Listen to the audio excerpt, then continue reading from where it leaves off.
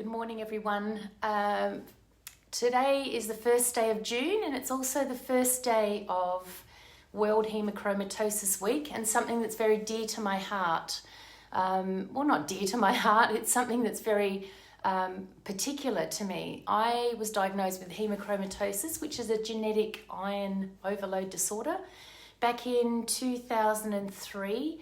And actually 2001, I was halfway through a naturopathic degree and was really starting to think that something's not right, and learning about anatomy, physiology, medical diagnosis, chemistry, biology, all of those things that just didn't fit, that my body wasn't feeling 100% at such a great age of 26, 27. And I had been trying to find answers to why I felt so fatigued and why I'd fall asleep at the wheel, not the wheel of the car, but the driver's seat, passenger seat of the car. Sorry, it's early.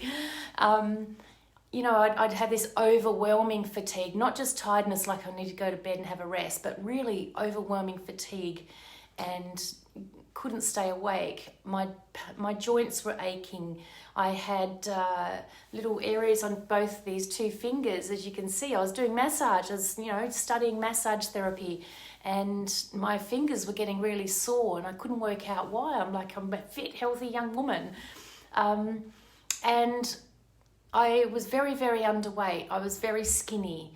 I had delayed reproductive issues, and I wasn't able to have a baby and all this sort of stuff. So I was at that stage where something just didn't fit, and I'd been back and forward to doctors.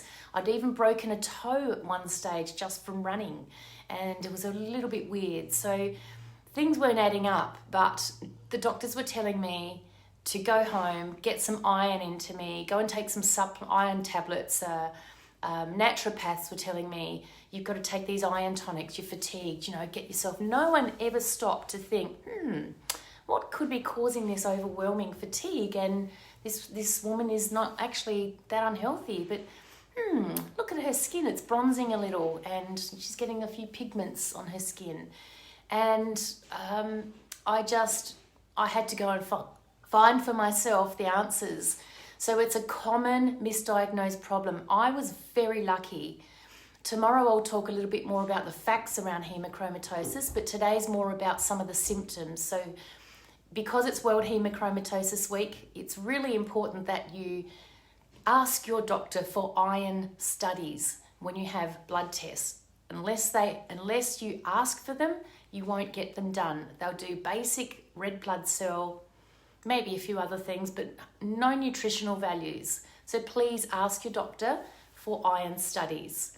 And they check your ferritin, which is your free iron that floats around the body, and that's the one that causes the damage, and the transferrin saturation, and that's the protein that picks the ferritin up to get it into the cells.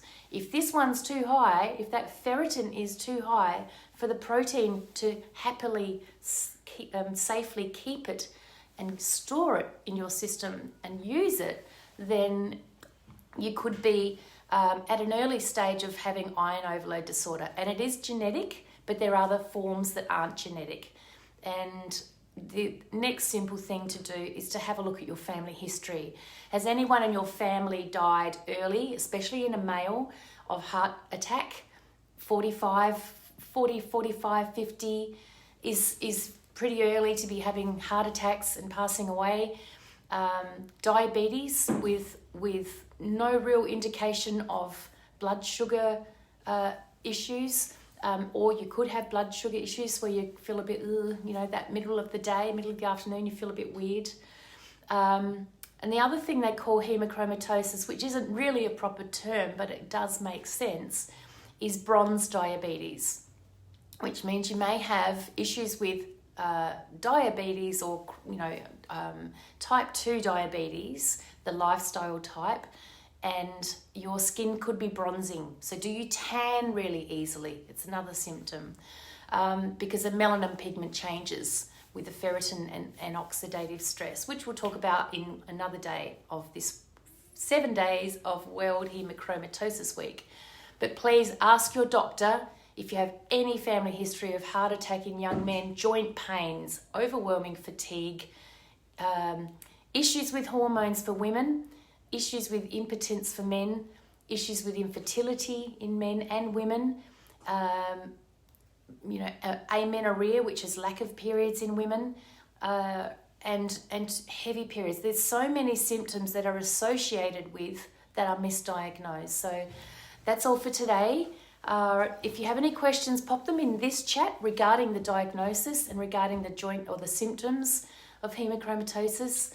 And as well, there are official organisations around the world like the Australian Haemochromatosis Society, an institute in America, Haemochromatosis UK.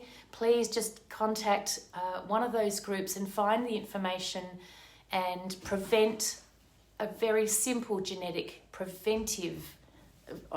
It's a very easy to prevent disorder.